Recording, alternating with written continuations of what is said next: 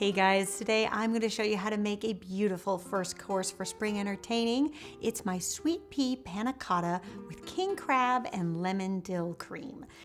You will love this recipe because while it looks super fancy, it's actually a cinch to put together. Let me show you how to make it. So you're going to begin by melting a tablespoon of butter in a medium saucepan. To that you're going to add 2/3 cup of minced shallots. And you can season them with salt and pepper and just cook until they are translucent and start to become fragrant. Then we're gonna add 2 cups of frozen peas and a cup of chicken broth. Now you could also use vegetable broth. I like the chicken broth because I think it makes it a little bit richer, but vegetable broth will work just as well.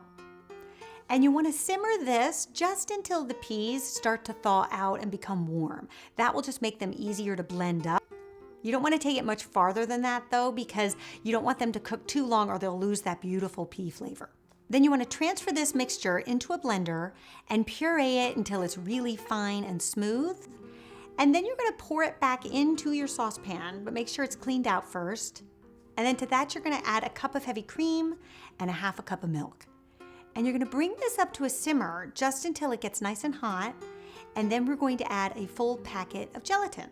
And you can whisk that in. And you just want to cook this for about 5 minutes or so, just until the gelatin dissolves and the mixture starts to thicken. And then you do want to let this cool because we are going to be transferring this into some glasses. I like to use those sort of 1930s style champagne coupes because I think they look really pretty with their stems and you can serve it on a saucer. But really any ramekin, martini glass, margarita glass will do. Then you can place these glasses in the refrigerator. It's best overnight. I don't even cover them because I don't want any condensation to form, so they can just go in just like this.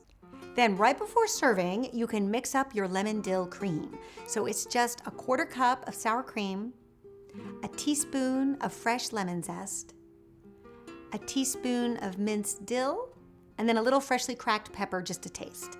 And you can whisk that up with a fork. And then you can set that aside. And then for the crab on top, I'm working with just 1 large king crab leg. Now you could use lump crab meat, but I find this time of year you can find these beautiful king crab legs that are already cooked, and you only need 1 because they are a little bit pricey.